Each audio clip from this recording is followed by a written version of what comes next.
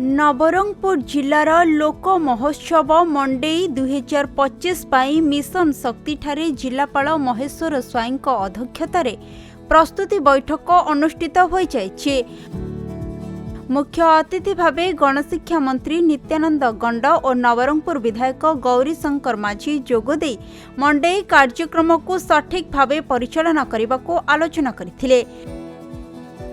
आसंता December 12 तारिखरु 16 तारिख पर्यंत लोक महोत्सव मंडेई हेउथिबा बेले उमरकोट ब्लॉक पोड़ागढ़ शैवपीठ ठारू शुभारंभ पाई आलोचना होइथिला। जिले में लुचिथिबा प्रतिभा को मंडेई माध्यमरे लोकलोचन को आनिबाकू उपस्थित सदस्य माने मत देथिले।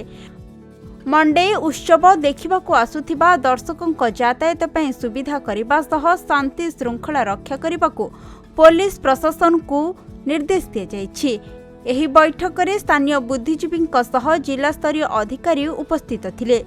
नवरंगपुर जिला सांस्कृतिक परिषद तरफ आज लोक महोत्सव मंडेई 2025 आज प्रस्तुति बैठक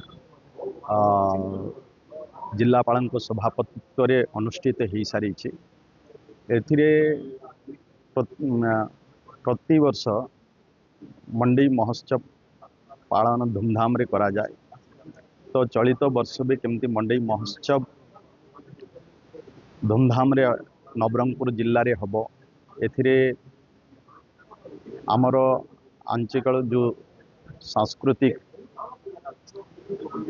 जो डांस गुड़ाक अच्छी से गुड़ाक केमती समस्ते पार्टिसिपेट करबे, कार्यक्रम सुंदर भाव रे केमती हो पारिबो, से समस्त सहयोग केमती रहिबो, शांति श्रृंखला भाव रे हबो, ये सब विषय आज रो प्रस्तुति बैठक रे आज आलोचना हेछि। नवरंगपुर अनिल प्रभात भत्रांक रिपोर्ट खबर ओडिशा।